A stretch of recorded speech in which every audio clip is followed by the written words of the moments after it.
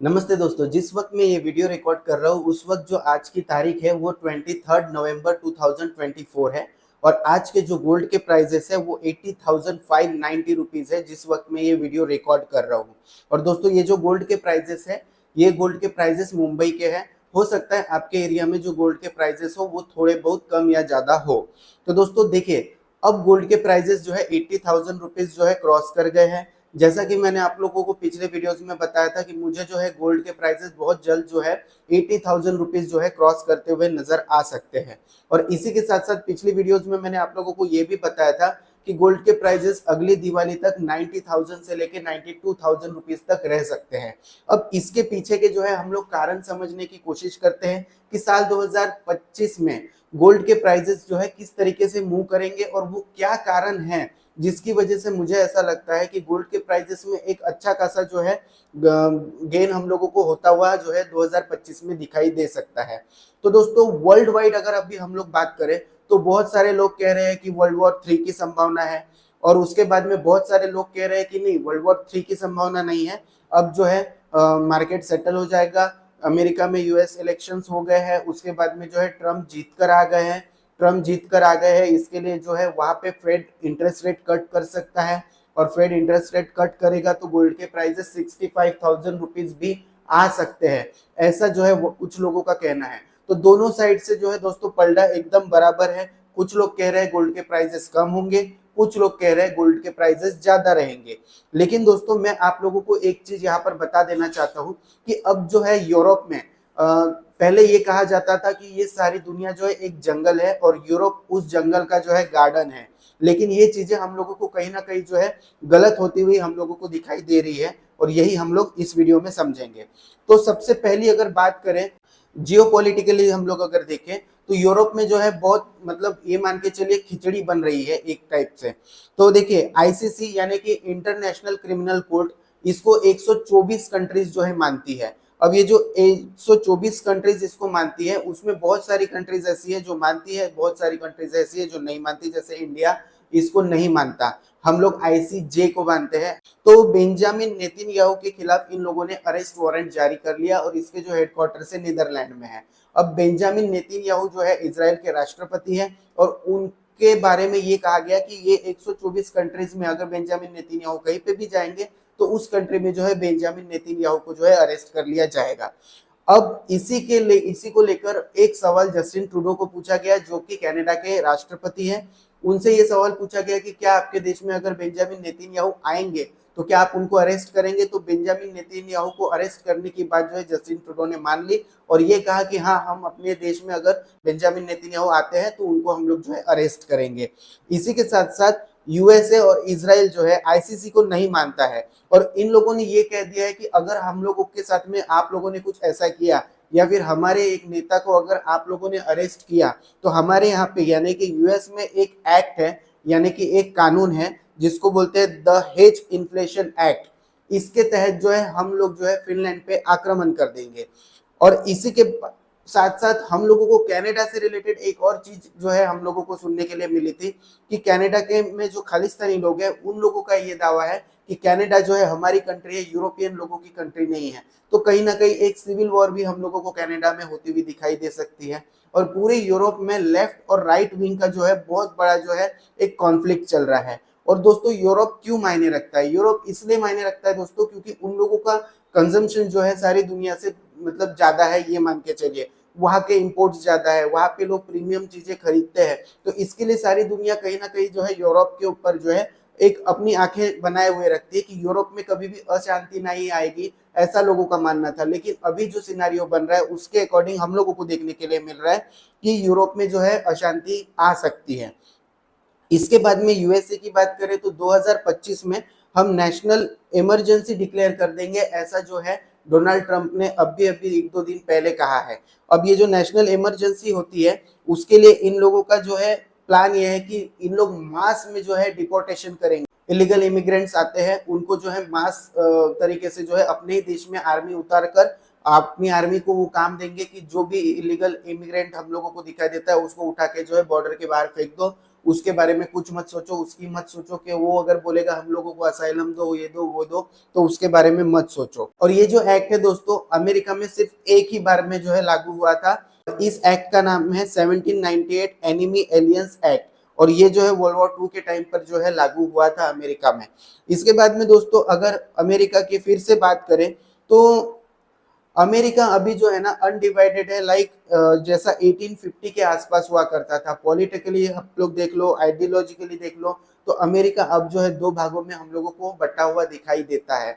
और इस वजह से हम लोगों को एक कहीं ना कहीं एक कॉन्फ्लिक्ट, अमेरिका में भी इंटरनल कॉन्फ्लिक्ट होने की जो है संभावना दिखाई देती है। उसके बाद में अमेरिका का जो कर्ज है वो काफी बढ़ गया है, वो भी हम लोगों को एक जो है एक तरीके से जो है दिखाई देता है। इसके बाद में दोस्तों अगर हम लोग बात करें वर्ल्ड वॉर 3 की, तो देखिए वर्ल्ड वॉर 1 और वर्ल्ड वॉर 2 के समय पे आप खुद सोचिए कि क्या दुनिया एक दूसरे से इतनी जो है इंटीग्रेटेड थी, क्या दुनिया एक दूसरे से इतनी जुड़ी हुई थी कि मतलब वॉर हो जाए तो किसी को कोई फर्क नहीं पड़ता था। आज की दोस्तों इकोनॉमीज ऐसी नहीं हुई है। हम जो है एक ऐसे वर्ल्ड में रहते हैं जहां हर एक देश को दूसरे देश की जरूरत है। इवन जो है ईरान का भी व्यापार जो है यूरोप के साथ में काफी अच्छा खासा है दोस्तों। साथ ही साथ में चाइना हम लोगों को रशिया के साथ में खड़ा हुआ तो दिखाई देता है, लेकिन अगर एक वर्ल्ड वॉर होती है तो क्या फिर चाइना रशिया का पूरा साथ देगा? क्योंकि यूरोप का बहुत बड़ा इंपोर्ट जो है चाइना से होता है और चाइना बहुत ज्यादा एक्सपोर्ट जो है यूरोप को करता है। तो ये ऐसा होता हुआ हम लोगों को दिखाई नहीं दे सकता। लेकिन एक चीज की संभावना है, वर्ल्ड वॉर नहीं होने वाली है, लेकिन वर्ल्ड वॉर के साथ साथ जो है सिविल वॉर्स का खतरा सारी दुनिया में जो है हम लोगों को आता हुआ दिखाई दे रहा है। इसके बाद में नाटोज की बात करें, नाटो कंट्रीज की जो बात करें, उन नाटो कंट्रीज में आपसी जो है बहुत ज्यादा भेदभाव है। अमेरिका का बहुत ज्यादा पैसा जो है नाटो कंट्रीज में खर्च होता है। अमेरिका जो है अपना एक्सपेंडिचर जो है मिलिट्री पे बहुत ज्यादा कर रहा है, तो अमेरिका उस एक्सपेंडिचर को कहीं ना कहीं जो है कम करने की कोशिश करेगा। तो नाटो कंट्रीज जो है उतनी स्ट्रांग हम लोगों को अब आने वाले समय में नहीं दिखेगी। एक जो है मल्टीपोलर वर्ल्ड की जो है स्थापना होते हुए हम लोग देख सकते हैं, जैसे कि आप लोगों ने सुना ब्रिक्स। अब ब्रिक्स जैसा ऐसा मजबूत संगठन हम लोगों को आज की डेट में कोई दूसरा नहीं दिख रहा है। क्यों? क्योंकि ब्रिक्स जो है एक नई करेंसी निर्माण करने की बात कर रहा है, जो करेंसी जो है हो सकता है गोल्ड पैक करेंसी हो, यानी कि उसमें जो है गोल्ड में बैकअप रखा हो। तो ये एक न्यू वर्ल्ड ऑर्डर जो है एक स्थापित करने की जो है बात हो रही है। इसी के साथ साथ में जो है न्यूक्लियर वेपन्स की अगर हम लोग बात करें, तो हम लोगों ने देखा कि न्यूक्लियर वेपन्स की बात तो हो रही थी रशिया और यूक्रेन वॉर में, लेकिन दोस्तों ये जो थे स्ट्रेटेजिक न्यूक्लियर वेपन्स नहीं थे। जैसे हिरोशिमा और नागासाकी पे पहले जो बम्स चले थे वो स्ट्रेटेजिक थे, लेकिन अभी जो है टैक्टिकल जो है बॉम्ब्स की बात हो रही है कि अगर एक देश के किसी हिस्से पे अगर मान के चले दूसरा देश आक्रमण कर रहा है, तो वो देश हो सकता है कि अपना टैक्टिकल न्यूक्लियर वेपन उस देश उसी अपनी सीमा में डाल दे, तो वहां से जो आने वाले जो सैनिक है या फिर वहां से जो हमला हो सकता है उसको रोका जाए।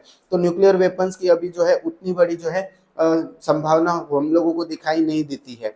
इसके बाद में जो है एक ग्लोबल ट्रेड वॉर की संभावना बनी हुई है। अब बहुत सारे लोग क्या कहते हैं कि यूएस में अब जो है ट्रम्प आ गए तो अब रातों रात सब कुछ ठीक हो जाएगा। लेकिन दोस्तों यूएस में एक अगर ट्रम्प आ जाते हैं तो एक साथ सब चीजें जो है ठीक नहीं होने वाली है।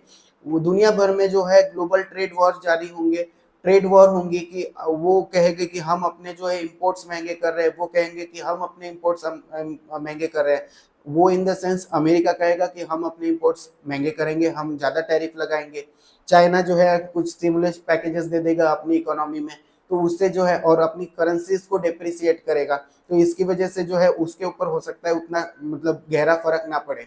लेकिन एक ट्रेड वॉर की शुरुआत होगी तो इससे जो है एनर्जी और फूड क्राइसिस आने की संभावना है। और जब भी एनर्जी और फूड क्राइसिस आते हैं, एनर्जी इन द सेंस जैसे क्रूड ऑयल हो गया, ये सारी चीजें हो गई, और जो फूड क्राइसिस है इसकी वजह से महंगाई बढ़ती है, और महंगाई अगर बढ़ती है तो जाहिर सी बात है इन्फ्लेशन जिसको हम कहते हैं उसकी वजह से जो है सारी दुनिया पर इसका असर पड़ता है। और जब भी इन्फ्लेशन बढ़ता है, गोल्ड जो है इन्फ्लेशन को बीट करता है और गोल्ड के प्राइसेस काफी अच्छे खासे जो है बढ़ते हुए हम लोगों को दिखाई देते हैं। अब मेरा गोल्ड के ऊपर पॉइंट ऑफ व्यू इतना सारा लंबा चौड़े जो चीजें हैं मैंने आप लोगों को ये बताई, वर्ल्ड में जो चल रहा है, यूरोप में जो चल रहा है उसके बारे में। बाकी वर्ल्ड की तो मैंने बात ही नहीं की है, जैसे इंडिया की तो मैंने बात ही नहीं की है, पाकिस्तान की मैंने बात ही नहीं की है। तो अब जो है दुनिया में सिर्फ 15% ऐसा गोल्ड बाकी है जो माइन होना बाकी है। बाकी जो गोल्ड है वो माइन हो चुका है, और बहुत सारी सेंट्रल कंट्रीज अपने पास में जो है गोल्ड खरीद कर रख रही है।